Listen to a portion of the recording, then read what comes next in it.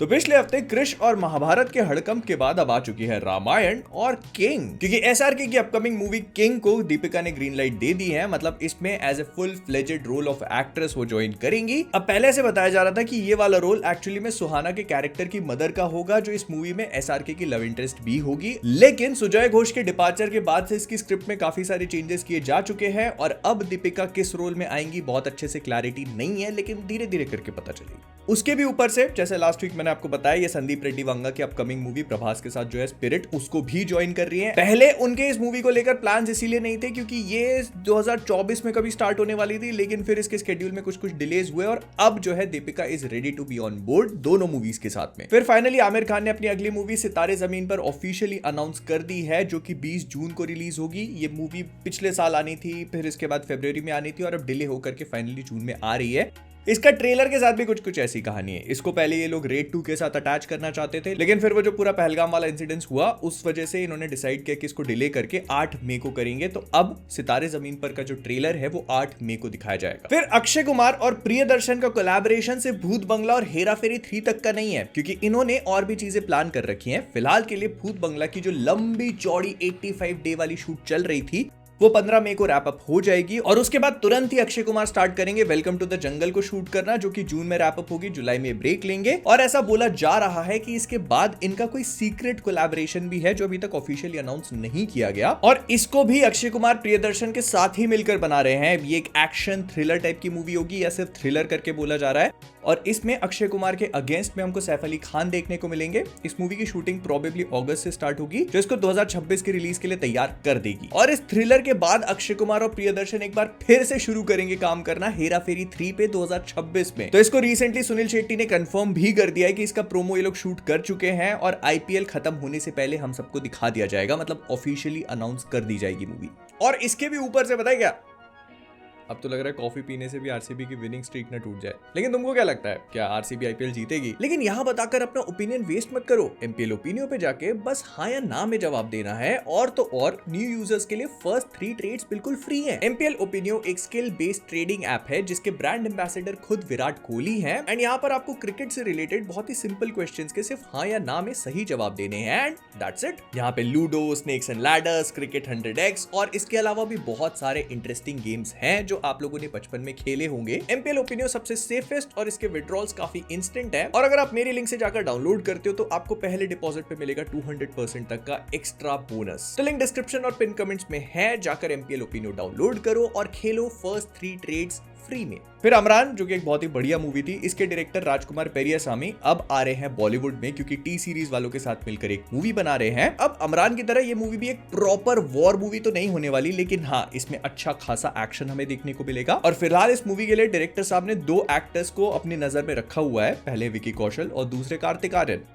दोनों को मूवी की स्क्रिप्ट पढ़ के बताई जा चुकी है, दोनों को काफी इंटरेस्ट भी है, लेकिन देखना यह है कि किसके साथ आगे बढ़ते हैं। फिर काला पानी का सीजन 1 अगर आपको अच्छा लगा था तो इसका सीजन 2 काफी पहले अनाउंस कर दिया गया था, लेकिन अब इसको कैंसिल कर दिया गया है। जी हाँ, नेटफ्लिक्स वालों ने इसके सीजन 2 के प्री प्रोडक्शन शुरू होने के 4 हफ्तों पहले सीजन 2 को कैंसिल कर दिया। भाई रिकॉर्ड सीजन 1 सीजन 2 के बाद अगर आपका शो आ जाता है नेटफ्लिक्स पे तो कांग्रेचुलेशंस, आप मुंबई आ सकते हो, लेकिन अदर देन दैट एक के बाद दूसरे की गारंटी नहीं है, दूसरे के बाद तीसरे की भी नहीं है। तीसरा अगर हो गया तो फिर आ जाएगा। स्ट्रेंजर थिंग्स देख लो। एंड ऑल दो इसके रीजंस बहुत अच्छे से क्लियर नहीं करे गए, लेकिन बोला जा रहा है कि बजट वगैरह इश्यूज, शायद सीजन 2 का बजट थोड़ा एक्सीड कर रहा था, इसी वजह से नेटफ्लिक्स को प्रॉफिटेबल नहीं लगा तो उन्होंने इसको शेल्फ कर दिया। फिर कुछ और नई फ्रेंचाइजी वगैरह अनाउंस हो गई है, मतलब अनाउंस तो पहले ही रहती है फ्रेंचाइज को, बोल रहे हैं कि आगे चल के इसके सीक्वल वगैरह बनाए जाएंगे। तो पहली आती है लुका छुपी 2, इसको दिनेश विजान और लक्ष्मण उतेकर मिलकर के डेवलप कर रहे हैं। जैसा पहला पार्ट था उसमें फैमिली ह्यूमर, कॉमेडी वगैरह सारी चीजें थी, तो वो इसमें हमें देखने को मिलेगा। मतलब ह्यूमर तो होगा लेकिन एक सुपर नेचुरल ट्विस्ट डाल दिया जाएगा। अब इसमें भूत प्रेत और मैडॉक वाला सिनेरियो पूरा का पूरा, तो वो सब देखने को मिलेगा।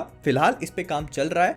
लक्ष्मण उटेकर इसको खुद से डायरेक्ट नहीं करेंगे, हो सकता है उनके कोई आसपास से सबऑर्डिनेट बनाए, लेकिन मूवी 2026 में बिगिन होगी अगर सब कुछ ठीक रहा तो, और 2027 तक हमें देखने को मिलेगी। फिर आती है गरम मसाला 2। तो तेरे बिन लादेन और परमाणु जैसी मूवीज को बनाने वाले अभिषेक शर्मा के दिमाग में एक आइडिया है गरम मसाला को लेकर, जिसका फिलहाल वो एक स्क्रीन प्ले बना रहे हैं। उस स्क्रीन प्ले को अक्षय कुमार और जॉन अब्राहम दोनों को बताया जाएगा, जो कि गरम मसाला पार्ट 1 की तरह ही 2 हीरो लेड कॉमेडी होगी।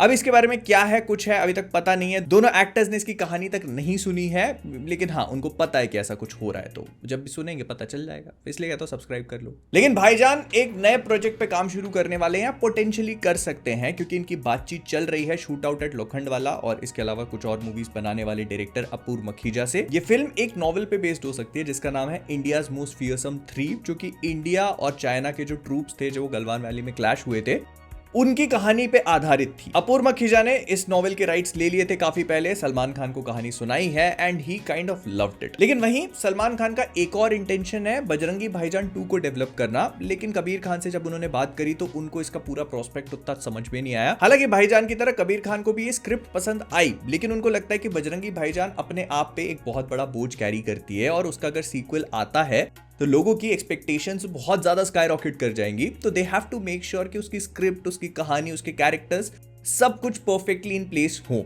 और कबीर खान फिलहाल इसके लिए तैयार नहीं है। लेकिन उन्होंने भाईजान को एक दूसरा ऑप्शन दिया, उनकी एक मूवी है बब्बर शेर जिसको काफी लंबे टाइम से बनाना चाहते हैं, एक एक्शन मूवी है जो वो चाहते हैं कि भाईजान के साथ बने। भाईजान को इसकी कहानी भी पसंद आई, लेकिन वो चाहते हैं कि यार कबीर भाई तुम बजरंगी भाईजान 2 बनाओ ना पहले, और कबीर खान बजरंगी भाईजान 2 पे थोड़े से अटके हुए हैं, तो भाईजान ने कहा कि तुम एक काम करो यहाँ रुको, मैं जाता हूँ अपूर्व मखीजा की पिक्चर करने के लिए। तो अगर सब कुछ ठीक तरह से बैठ जाता है भाईजान का अपूर्व मखीजा के साथ में, तो हो सकता है कि वो बजरंगी भाईजान 2 करने से पहले ये वाली पिक्चर कर लें जिसमें वो एक सोल्जर बनेंगे। फिर जूनियर एनटीआर और प्रशांत नील की जो साथ में कोलैबोरेटिव मूवी बन रही है, जिसकी शूटिंग भी स्टार्ट हो चुकी थी कुछ टाइम पहले, इन्होंने क्रैश वगैरह फिल्म किया था, मतलब कार क्रैश फिल्म किया था, तो उसकी रिलीज डेट भी मेकर्स ने दे दी है। ये मूवी हमको 25 जून 2026 को देखने को मिल जाएगी। लेकिन ब्रह्मास्त्र 2 पे डेवलपमेंट स्टार्ट हो चुका है। अगर सूत्रों की मानी जाए तो ऐसा कहा जा रहा है कि अयान मुखर्जी ने अपने वॉर 2 का पूरा कंप्लीट करके अगस्त में रिलीज है, लेकिन वो ब्रह्मास्त्र 2 के प्री प्रोडक्शन पे अब काम शुरू कर चुके हैं, वो भी एक नई राइटर्स की टीम के साथ में। सबसे पहले तो ये रजत अरोरा, जिन्होंने once upon a time in Mumbai और किक जैसी मूवीज के डायलॉग्स लिखे हैं, उनको ऑन बोर्ड लेके आए हैं इस मूवी के डायलॉग्स लिखने के लिए, और एक दूसरी टीम भी बिठाई है अपने खुद के स्क्रीन प्ले को पॉलिश करवाने के लिए, विच मींस कि ब्रह्मास्त्र 2 पे काम तो चल रहा है। और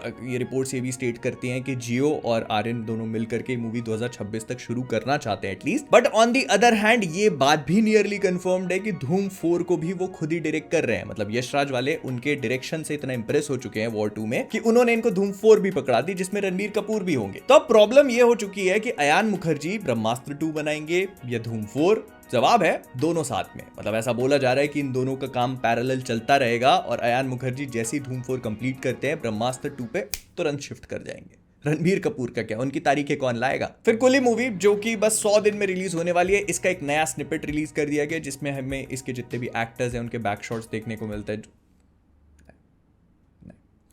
तो ये है 14 अगस्त को मूवी आ रही है, वॉर 2 के साथ क्लैश होगा, दोनों ही मूवीज देखने के लिए एक्साइटेड है। उस दिन तो सिक्का उछलेगा भाई, इसलिए कहता हूं सब्सक्राइब यार, कितने कॉल आउट देने पड़ेंगे तुमको। लेकिन रामायण जो कि अगले साल रिलीज होगी, उसका अनाउंसमेंट टीजर फाइनली तैयार हो चुका है और हमको बहुत ही जल्दी देखने को मिल सकता है। ऐसा बोला जा रहा है कि सीबीएफसी ने इसको रेट कर दिया है, ये 2 मिनट 38 सेकंड के आसपास का होगा। और यश ने भी रावण के रोल के लिए शूटिंग स्टार्ट कर दी है, जो पूरे 1 महीने तक चलेगी। इसमें इनके पार्ट 1 के कुछ सीन्स होंगे और पार्ट 2 को भी ये थोड़ा बहुत शूट करेंगे।